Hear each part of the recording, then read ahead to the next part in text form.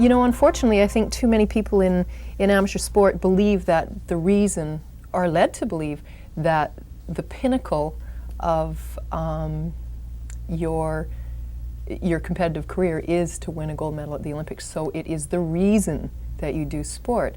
And you find these people, you get to the Olympics, and all the enjoyment that you may have had in the sport is not very evident there, because you're stuck in a situation for a number of weeks with thousands of incredibly stressed human beings, and the stress builds and builds, and everybody feels it, you know, and then there seems to be a complete lack of perspective on what your real abilities are, what you really want to do in it.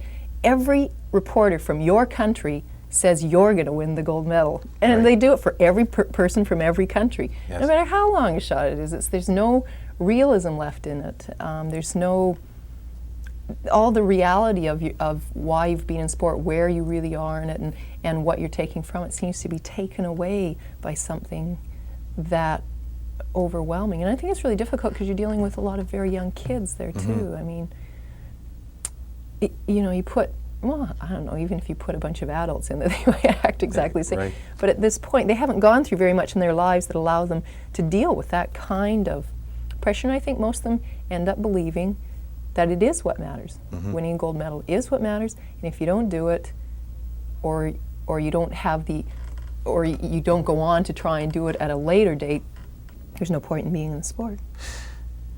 If the youth are getting together, is there much humanity between individuals? And I mean just having friends from other countries and that sort of thing. Yeah, I think that's there. I think the Olympics, again, is a difficult place for any of that to occur. In smaller meets, smaller competitions, I think you'll always see that in all the sports. Mm-hmm. And that's how it feels like it should be. You can recognize that you can compete at any level, and the Olympics is just one. If we'd recognize it's just one of these big gala traditions, but that's all it is. It's just one more meet in any event. Mm-hmm. If we could recognize that, perhaps it would start to, at least for the athletes involved. I don't expect that some of the people who think that this is, some of the people that put it on, yes, is like Expo's huge, you know. Mm-hmm. Expo's just a fair. It's a fair. It's Mm-hmm. not really important to anybody's life, mm-hmm. other than the few people that do it. High jumping is important to me, Mm-hmm. but it doesn't really affect anybody else's life. You got to Montreal and had big hopes in Montreal, and no heighted. You didn't make over the first jump. I missed 3 times. Missed 3 times, that's right. What did you have to go through to come to terms with that? Did you have much that you had to go through? Well, yeah. I think that it was perhaps, you know, I think a lot of times you learn the best by the really devastating things in your life, the things that, I mean, my first reaction was to laugh, but it was because it was just like, again, something very ludicrous just happened. This doesn't make any sense.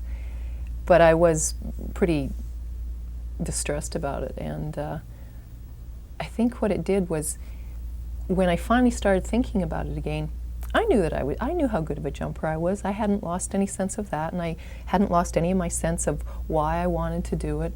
And I came around and I had a feeling of suddenly a lot of the weight of expectation had been removed, and I suppose I don't really know why I missed 3 times. I mean, I can't. Who knows? I can't find out. Perhaps that was the reason. That was my way of saying I can't do it this way anymore. I have to be able to somehow get rid of all the pressure I'm feeling of people expecting things from me. And when I did no heighted, it was sort of like, well, you can't expect anything from me anymore, can you? I can do anything now. Performance-enhancing drugs are obviously out of the closet. Has the scandal hurt the sport? And can we make anything out of the mess that there is?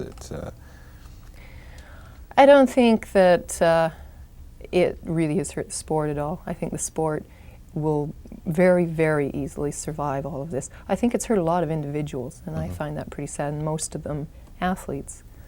And I don't think that it'll be a problem for track and field to survive. It's an old sport, survived a lot of things. Sure.